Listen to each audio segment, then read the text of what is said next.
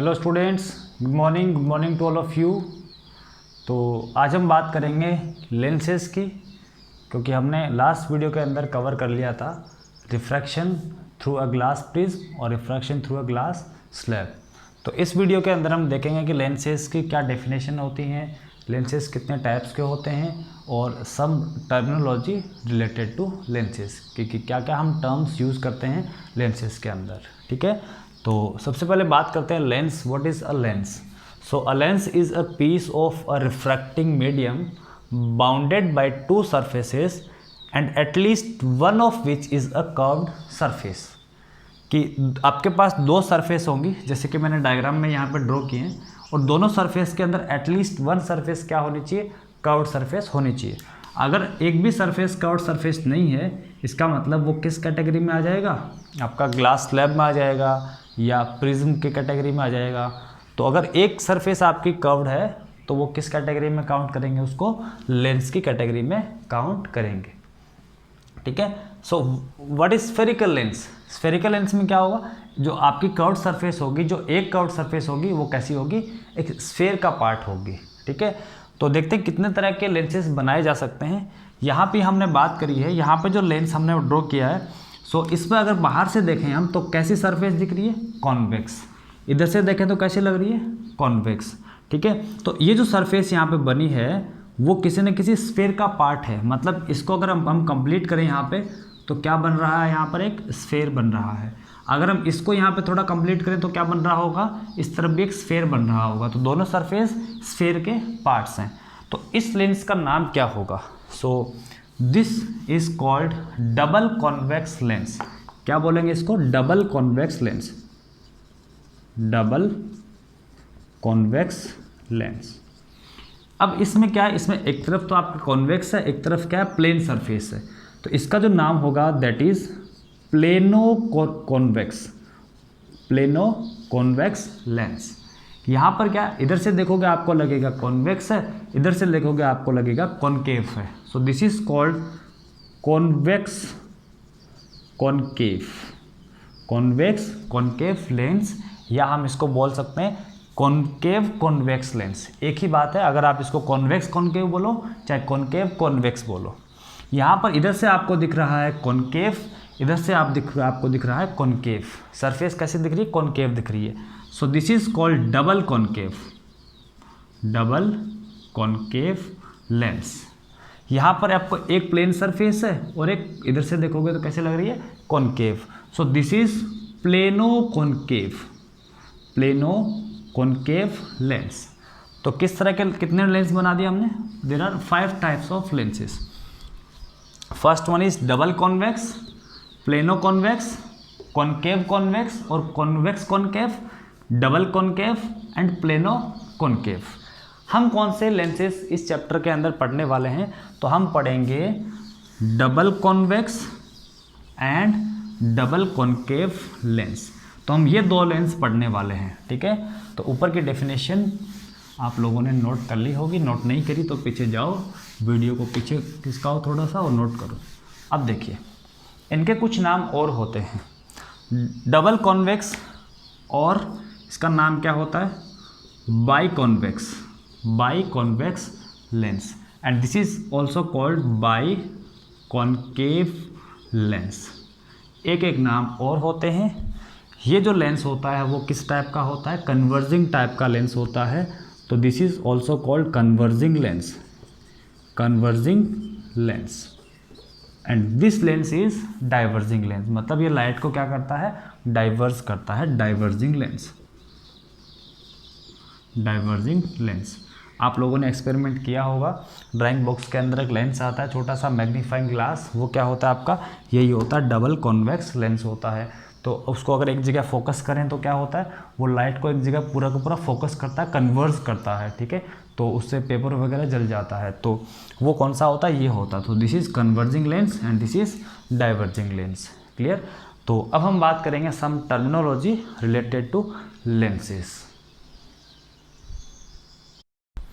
So the first term is center of curvature and it is denoted by capital C. So what is center of curvature? The centre of curvature of the surface is the centre of sphere whose length is a part because a lens has two surfaces so it has two center of curvatures। मतलब क्या हुआ, मतलब ये हुआ कि जो lens है उसमें हमें पता है क्या है, दो तरफ सरफेस है, तो ये जो सरफेस है वो भी किसी न किसी स्फीयर का पार्ट है। तो यहाँ पर क्या होगा, ये जिस स्फीयर का पार्ट है उस स्फीयर का जो सेंटर होगा, जैसे यहाँ इसका सेंटर हो गया, सो this is called centre of curvature of this surface. लेकिन इस सरफेस का सेंटर क्या होगा, इस सरफेस का सेंटर इस तरफ होगा। तो इसका अगर स्फीयर हम बनाएं, इसका स्फीयर बनेगा कुछ इस तरफ and this is the centre of this sphere, ये क्या हो जाएगा आपका सेंटर ऑफ कर्वेचर। तो कितने सेंटर ऑफ कर्वेचर होंगे, दो सेंटर ऑफ कर्वेचर होंगे। मिरर के अंदर हमने डिस्कस किया था कितने सेंटर ऑफ कर्वेचर थे, ओनली वन, क्योंकि वहाँ पर एक सरफेस थी। यहाँ पर कितनी सरफेस हैं, दो। सो this is called C1 and this is called C2। तो दो सेंटर ऑफ कर्वेचर यहाँ पर होते हैं, ठीक है। तो centre of curvature C1 and centre of curvature C2, ठीक है। तो ये आपके दो टर्म हो गए। एक बात और मैं आपको बता दूं, ये कौन सा लेंस है, कॉन्वेक्स लेंस है, ठीक है। कॉन्वेक्स लेंस में क्या होता है, क्या कंडीशन होती है कि ये जो मिडल पार्ट है वो क्या होता है, थिक होता है।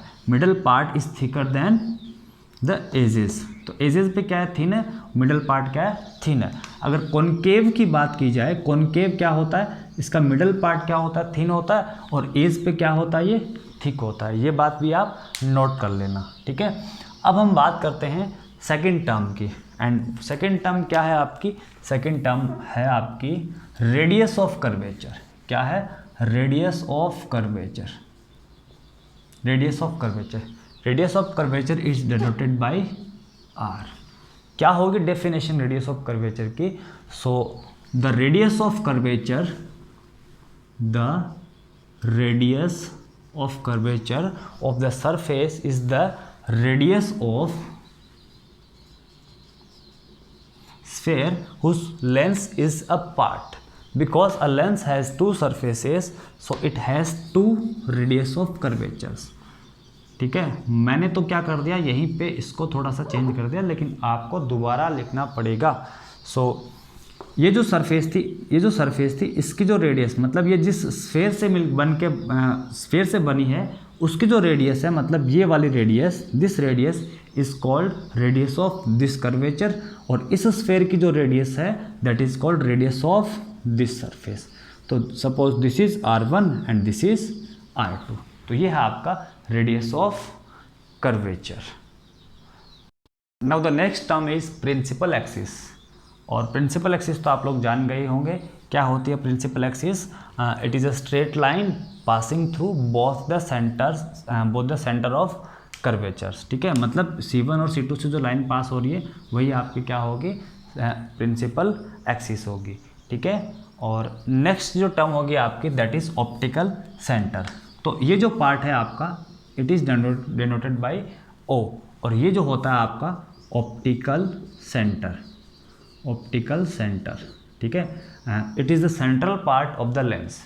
So the central part of the lens is called optical centre. तो थर्ड टर्म आपकी यहाँ, फोर्थ टर्म आपकी क्या हो जाएगी, ऑप्टिकल सेंटर हो जाएगी।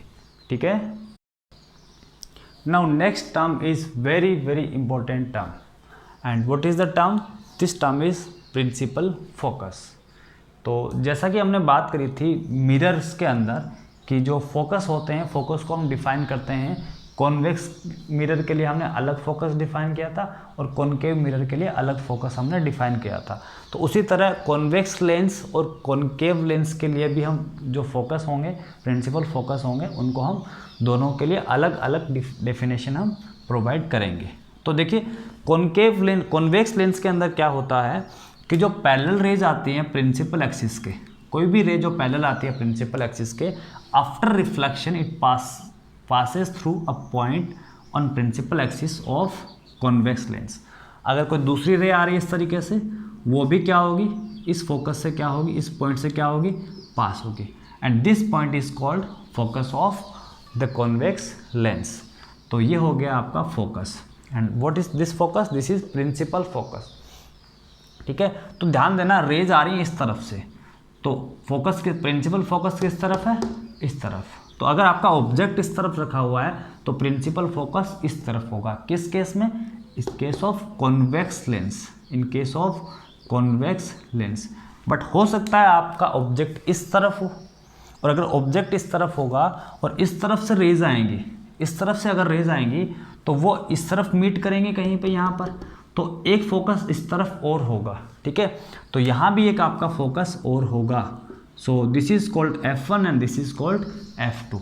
सो कौन सा फोकस प्रिंसिपल फोकस है, यहाँ पर दो तरह के नाम लेते हैं। प्रिंसिपल फोकस मतलब primary focus and secondary focus.